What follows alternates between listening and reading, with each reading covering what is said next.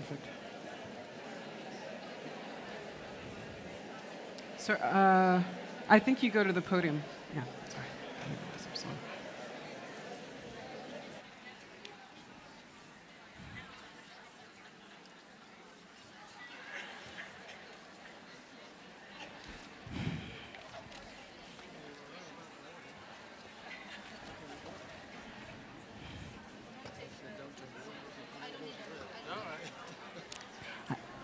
I can't talk.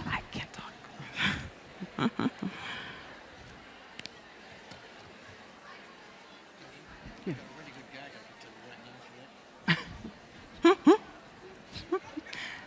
Thanks for that.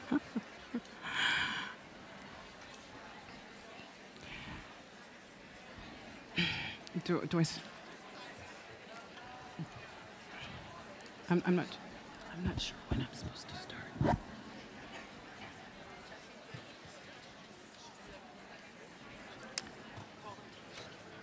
Call them? Okay. Hello. Hi. We're going to get started. Hello and welcome. My name is Jacqueline Simmons. I'm a managing editor for European Company News at Bloomberg. I was asked to moderate this panel on women in the workplace and the very key buzzwords, leaning in, and how can CEOs do that?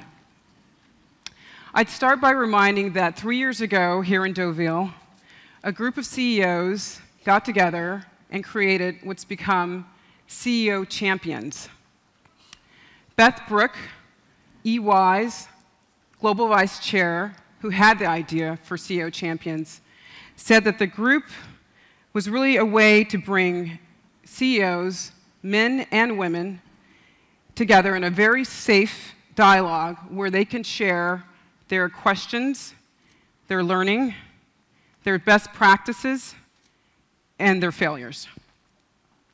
The 2013 CEO champions include AIG, Altron, Bain & Company, the Boston Consulting Group, Coca-Cola, EY, Latham & Watkins, Mazars, McKinsey Company, MSL Group, Oliver Wyman, PepsiCo, Publicis Worldwide, Pro Mujer, RCI Bank, Sanofi, Sodexo, Solera Capital, Standard Bank, Veolia Environnement, and the Women's Private Equity Fund. So, last night in Paris, a group of CEOs and company representatives got together for a private 3-hour brainstorming session, which was moderated by Sandrine Devillard, a director at McKinsey Company. Before Sandrine presents some key outcomes from that discussion, I'd like to briefly introduce our panel. Starting to my direct right, Michel Landel, CEO of Sodexo, Nick Walsh, CEO of AIG, Europe, Middle East, and Africa, Jeanne Boillet, Assurance Deputy Leader, EY. So before Sandrine introduces these points, I'd just like to add, she's done some amazing research, very in-depth, a series of studies called Women Matter, which assess women's contribution to company performance. Sandrine?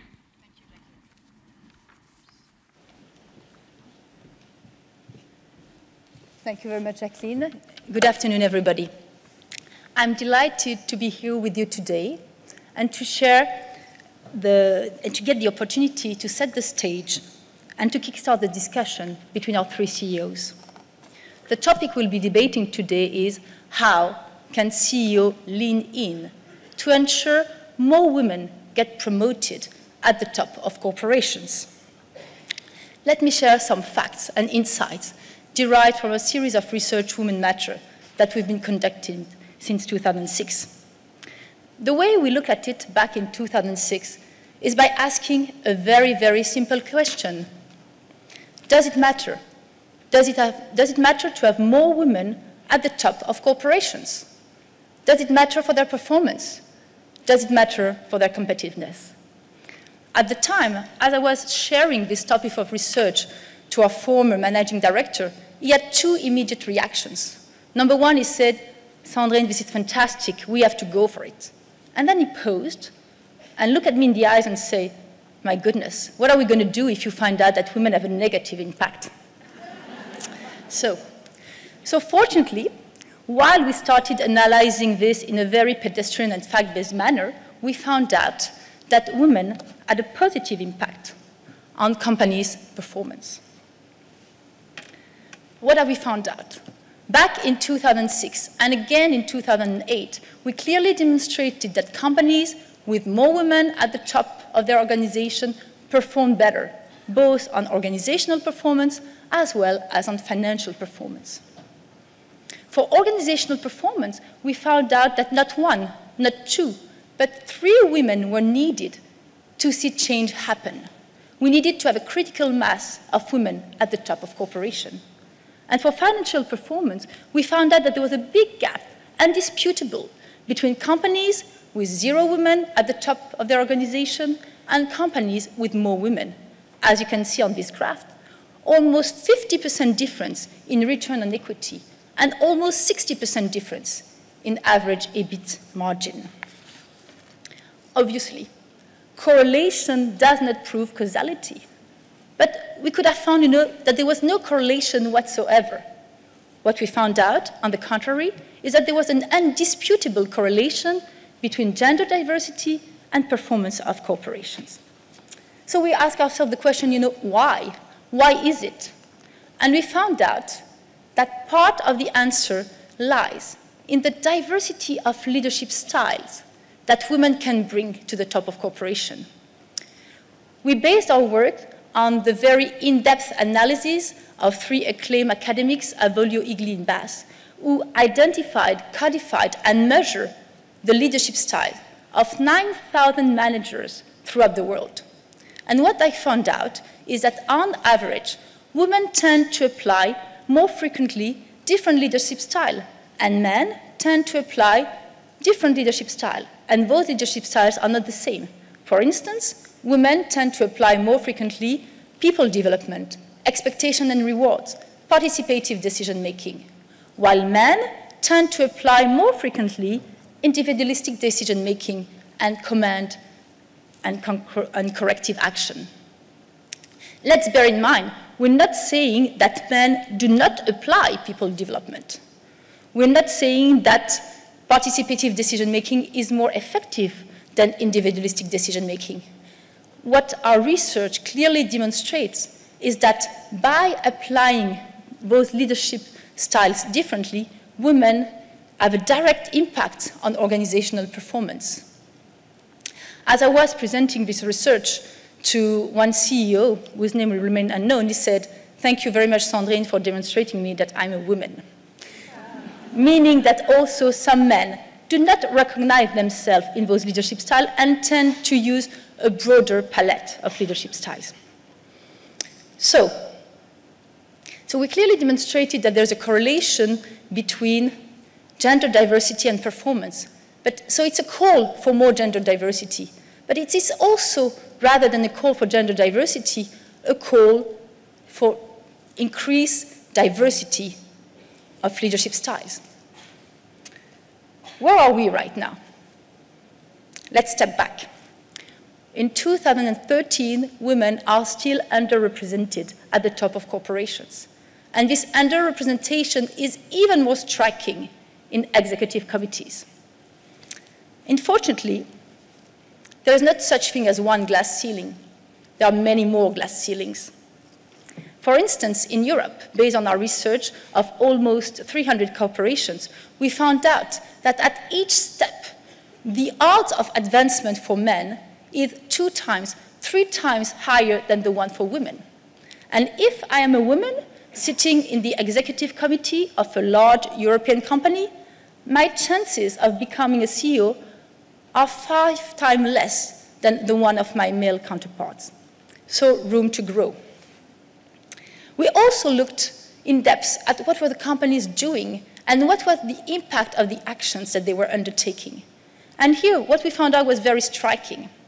We found out that more or less you could distinguish 4 groups of companies based on the number of measures that they were implementing and on the number of women that they had in their management committees.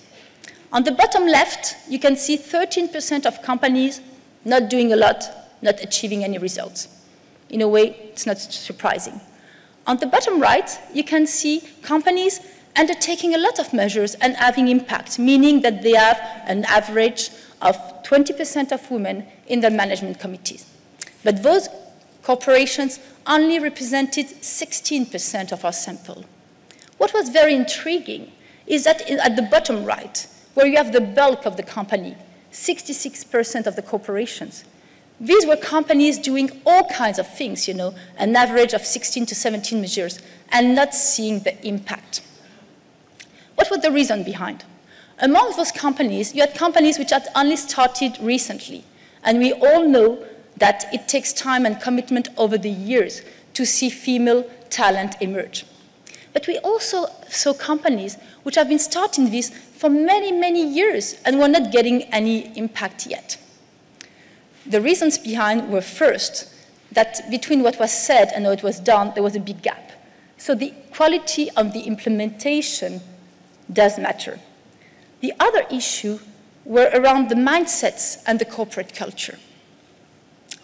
So yesterday in Paris, the debates were extremely vivid and landed on 3 priorities for CEOs. The first one, and it's not a scoop, is more CEO commitment. How to ensure that CEO walk the talk, that they personally monitor the progress of gender diversity in their corporations. The second one was how to engage and build more awareness and support amongst men.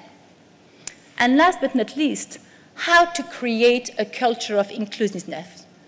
Because at the end, we clearly demonstrated that what is good for women is good for corporations and is good for men too. So with this in mind, CEOs and Jacqueline, please lean in. Thank you. Thank you, Sandrine.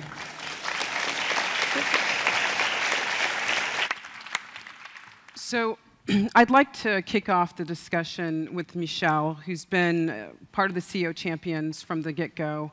And I'm going to make it a little broad and ask Michel to basically sum up for us at Sodexo, since you started with CEO Champions, how far have you come, and where do you go from here?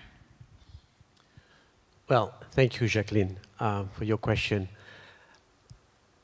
You know what? I come back because I learn.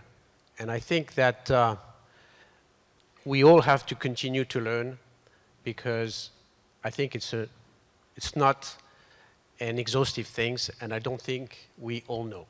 So when I come back to this forum, I'm learning, looking at what people have done, how they have progressed, and I think we should continue. The other thing is, we all have, I think, in our organization, most of the things in place. I think we have built, over time, the ecosystem, right? Now, it's about execution now, and it's about responsibility. And frankly, we are all convinced here in this room that this is the right thing to do, and we should execute what we have said. And I think that's the most problematic thing, because it's not that easy, and specifically when companies are, global and in every country. So, the first thing which has been reminded is that we need CEO commitment. But what does it mean? It means real commitment in terms of, putting this issue on the strategy map, setting objectives, measuring, and holding people accountable. That's what it means. And it also means that, a CEO himself or herself cannot do everything. And I think it is every one of us who should be, the role models and should lead that transformation. Because, we cannot be just alone. Yes, it's a CEO commitment, but it has to percolate and become the engine for transformation. right? The other thing which I believe is very important and which was discussed yesterday is this dimension about culture. I think we still have a lot to do to make our company, and my company, I'm sure, more inclusive and, more welcoming to differences. And we're talking, about behavior styles. And, it is irritating when we hear, in discussions about people and potential, yes, but, this person and this woman, she doesn't have the leadership skills. What are we talking about? We're talking about, masculine, most of the time, leadership skill. And I think that's the transformation. That's where we need, to make that step and really change our, cultural model and our mindsets. Really work on, the unconscious bias, on the stereotypes. Continue to educate, because at the end of the day, it will change because people, will manage that and will, manage by example.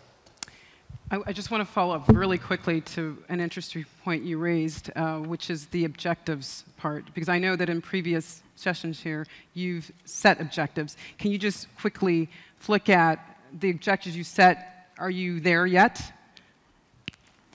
No, I have to say that, no, I'm not there yet, right? And I will never be satisfied, unless we get to 50%, female representation, because I think that's the right thing to. And where are you now? Well, we are 23%. When we talk about the top, 300, we are 38% as far as the board is concerned, 27% as far as the executive committee, 40% as managers. But it's not enough, right? So we should never be satisfied. Okay. I want to get a little more specific and turn the conversation to Nick. The question is really about, through all of the evidence and discussions, it's still clear that there's a lot of work to be done still. Women are still underrepresented at the executive committee level. And as Sandrine pointed out yesterday, if nothing changes, a decade from now, women will still represent less than 20% of executive committees. So my question is, how do we make sure that these brainstorming sessions, that these forums, aren't just isolated moments, and that we're really taking this message, these best practices, to the broader corporate world? Thank you very much. And I think I have a sort of track that I can follow here. And then in the sort of spirit of full disclosure, I recognize this is an enormous issue. About a decade ago when I ran our global business, and I went to the head of human resources and said, we need to get this from here to there in this period of time. I think it's going to take 10 years. Tell me where we are every couple of years. Tell me if you need me to get involved and get it done.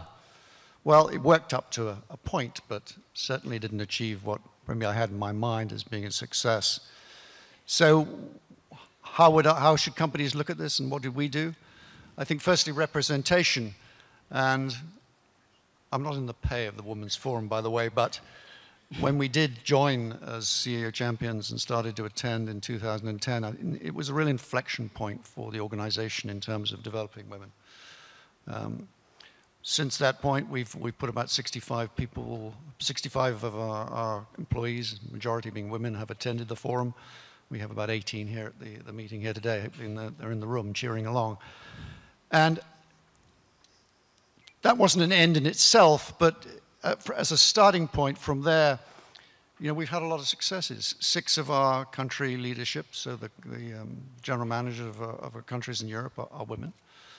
They may well have attended the forum, but maybe not. But they certainly would have heard about the dynamism that we were developing amongst our staff, because they were being involved in fora such as this across the world. And we have been involved with the Women's Forum across the world. We've been in Singapore, Brazil, London, I guess, and of course here in Deauville. So a consistent involvement in fora like this have happened.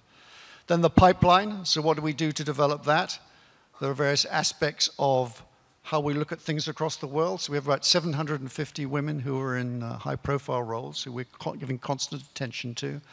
360 feedback, confidence training. They all have sponsors. Most of them have mentors.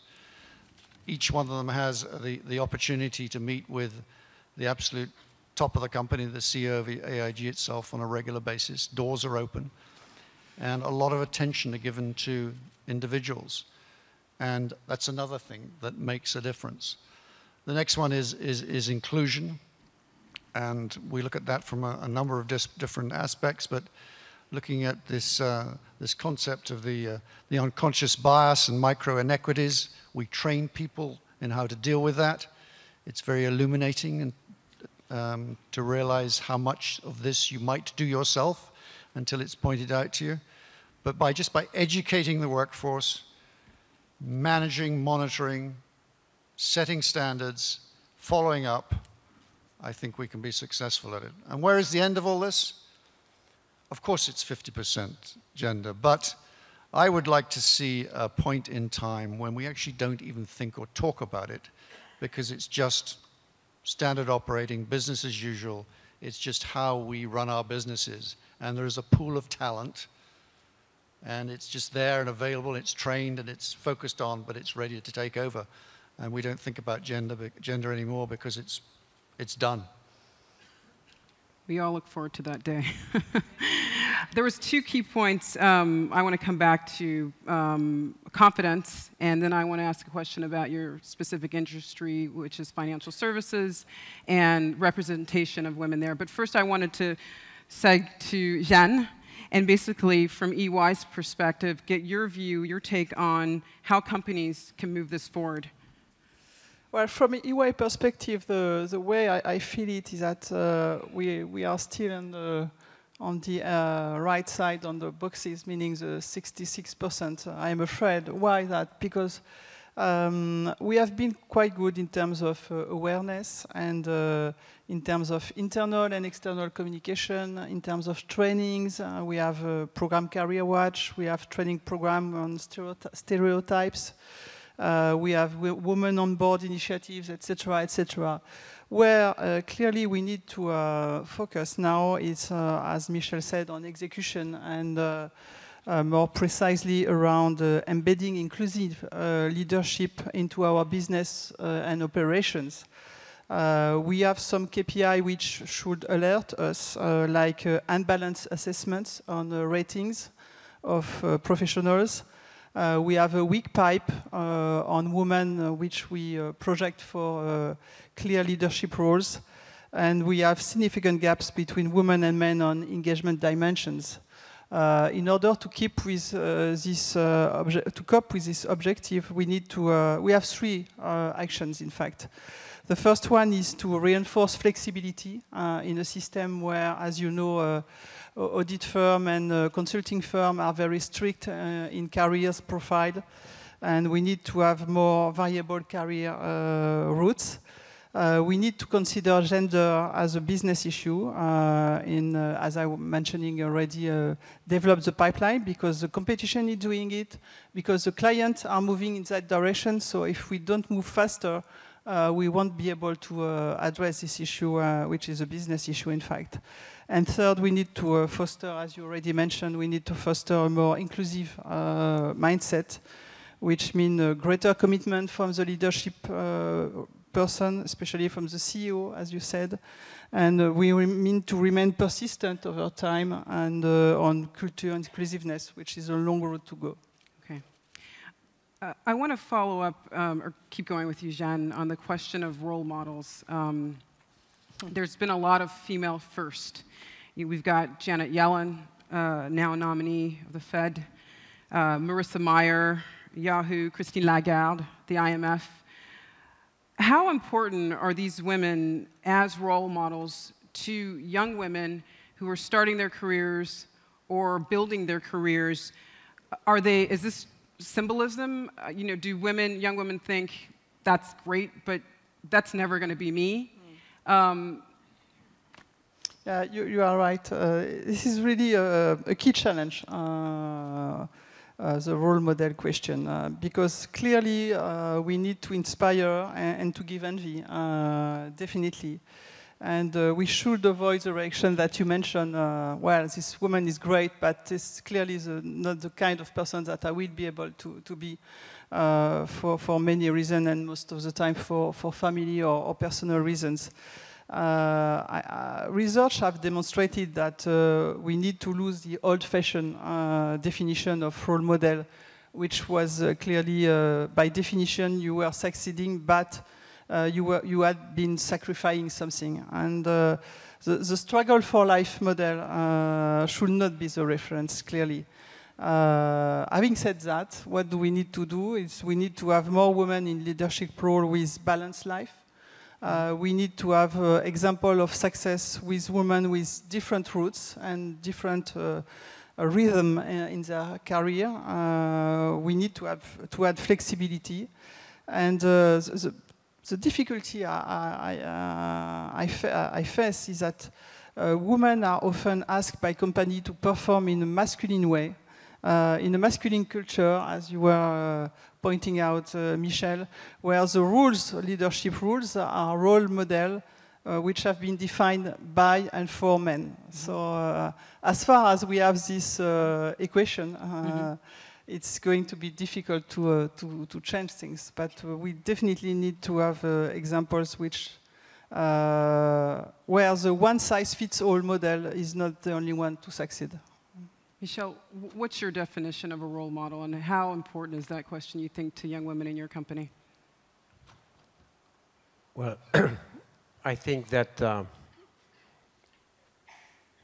it is important for any individual, and for all of us. I think we all have our role models.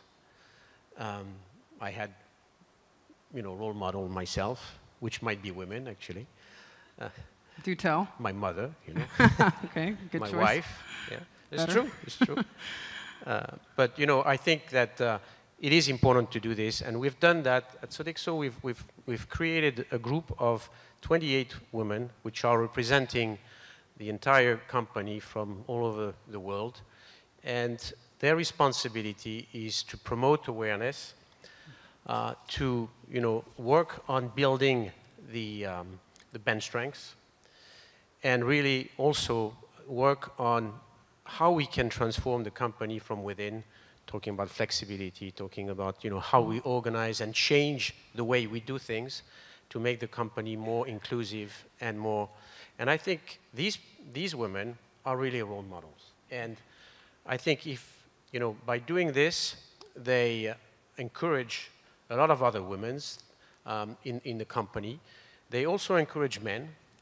And I really believe that we should promote this, because as a CEO, or if a woman is a CEO, I am and she is a role model.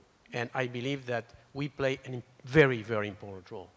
Because if we don't lead by example, and don't apply what we believe, we can't expect that others will. Okay. There's a buzzword that went off in my head when you mentioned flexibility, because it was a big topic at our table yesterday. And so I'd actually like to ask the question, just for fun, Nick. There's a lot of talk about flexibility, flex time, part-time work, and the role of mothers when they come back from leave, et cetera. The question was, is this the right time to be going full-on with flexible time, with part-time in this economy? There's a perception issue, I know, for women at a lot of places who feel they can't advance if they scale back. The economies the world over are teetering. Is now the right time to go forth? I think I could probably argue both ends of that, because I think people are less likely to take risks with their career right now. Certainly if you look at turnover in most businesses, staff turnover in many businesses extremely low as one can remember for decades. So that means that people are taking less risk with their jobs, obviously. But there's obviously a proportion of the population who would like to look at their jobs in different ways. I think the whole market is changing in how they treat people in terms of life and work balance. I think it's particularly important for the current generation, who expect something very different from those of us who come from previous generations. So if you're not keeping in touch with that, whether it's working from home, flexi time, sabbaticals, you go through the list. I think if you're offering those to your staff, you're probably not going to hold on to the best quality, the people who are really going to make a difference to your business over time. The economy downturn in Europe, I think a lot of businesses would be quite pleased to hear from staff who are prepared to work a little shorter hours for a period of time, because that's going to help the business. But so good reaction from business, but I don't think people are going to take the risk right now because they're too concerned about job continuity, regardless of what those opportunities are. You seem to be agreeing, Michel. Do the companies need to give a little bit of a push in that direction to get over that psychological barrier in a downturn, or what's your view on the making women more flexible, the workforce more flexible? Well, as we said, we need to work on making our companies more inclusive, and certainly mine. And I think it is essential to continue to work on this flexibility issue, which is not just a women issue, which is a generation issue. And so if we don't, and if we give up, and if we don't continue to invest, even if the times are difficult, we cannot expect that those things will change. So I think it is, we've got to be very, very committed. I think if you offered that to the workforce, hands up who wants to work part-time, it would be the kiss of death, because that sounds like the first of a two-stage action. So subliminally get the message out, but overtly I think would not be a good idea. Sure. Okay. I wanted to turn the question about, because all of this at the end of the day is about business. It's about what's good business sense. Promoting women, women accelerating, there's a business case for all of this. The research has showed a very clear correlation between women in senior roles and a company's financial performance, return on equity, earnings. Jeanne, I'd like to get your view on the business case, and then I'd like to ask the CEOs, have you actually seen this trickle down in your companies, at your companies? Well, the business case is clearly the fact that what we see, what we observe within our client management is that they have more and more balance between men and female. And so we need to have a corresponding diversity in front of that. When we have a request for proposal, and we have more and more of them, we are often asked to present women either in the team or even to lead the pursuit. So if we want to win in the market, we have no choice. We need to address this issue, and we need to be able to have capabilities and resources with a clear leader of both gender. On top of that, it has been proven, at least internally, that the most diversified team are the most engaged, and clearly are the high-performing team. So in order to achieve our strategy, we are convinced that we need to build more mixed team. And it's more than just growth, it's also building a better working world where you develop talents in all of its forms. Have you seen this correlation in work at Sodexo, Michel? Well, I'm just, of course, I'm not going to repeat what Jeanne said because I think she's right. I just want to mention that, this is a very complex world, and in large companies like we run, the issues that we are dealing with are very complex. There's a lot of gray areas and everything, and we need to have, a mix of management styles. I think it is very important, management and leadership styles. And we know that, women are more agile in gray areas than men, that they have, in a certain sense, some, behaviors that, some leadership style which fit with those complex situations. And I believe that, again, it's the balance. If we want to be successful, in the world as it is today, it is very, very important to continue that. Because yes, success will come from having diverse teams. It's been proven many times by our friend of McKinsey, by studies everywhere around the world. We also can prove that in some cases in our company, and we have done that in the past, and I have some result on that. So I think it is essential. Okay, I'm gonna. Before I open up the discussion to the audience, I'm going to ask a question burning on my mind, which is about quotas. It's a perennial but very topical subject in Europe especially. I'm going to use the case of Norway, which was a pioneer in instituting quotas at the director level. What's really interesting is that, in spite of that, only about 15% of women on their companies, at their companies, are on the executive committees, and none of their largest listed companies has a single female CEO, and only one is a CFO. So, in the second part to that is that Sweden, next door, which has no quotas, has actually done almost as well as Norway on the board level, and it's excelled on the executive committee level. So, other than what's up with that, quotas, do they work? Are they a waste of time? Or do we just need a lot more time to see the effect? Nick, why don't we start with you? So quotas is a last resort. I think providing targets is healthy, and I think influencing is very important. Now, how can you do that? And some examples that I've heard over the last couple of days. So with government procurement, let's demand that you meet certain diversity qualifications. Otherwise, you can't apply to be part of the process. I think also something came out of yesterday's meeting.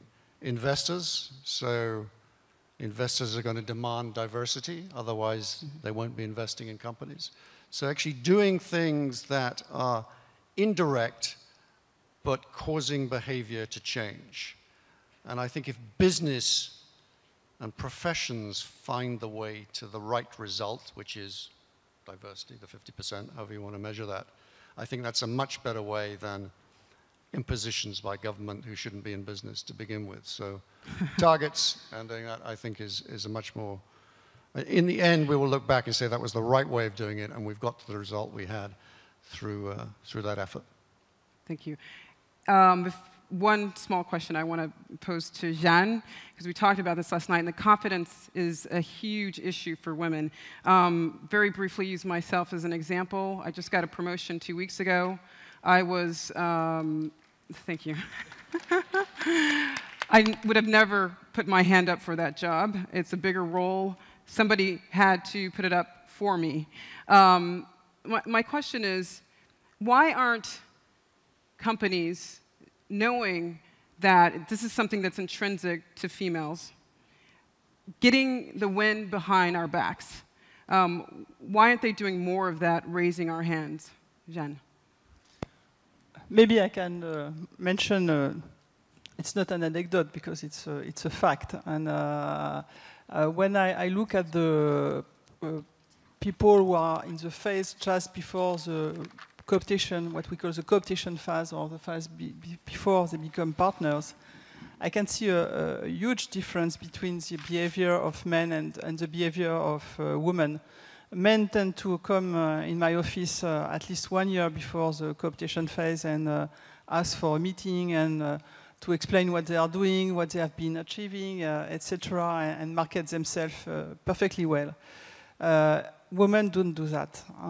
If I don't ask them to come and have a meeting with me, they will never come in my office and market themselves. They tend to behave like a very professional person. They consider that if they have been very good on their engagement, it's sufficient to be recognized as a high performer, and they need to definitely better market themselves.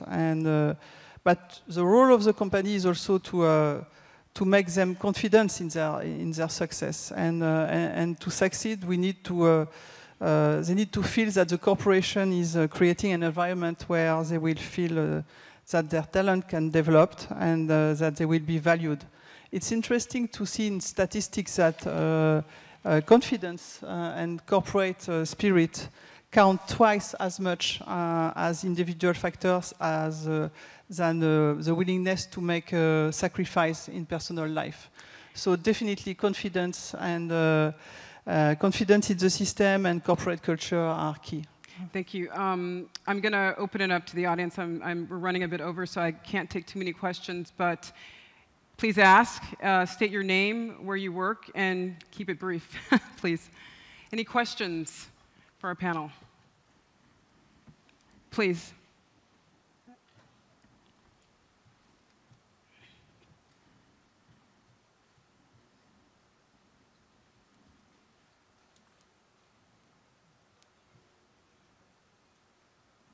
My name's Mary Jo Boss, and I'm the president of EPWN.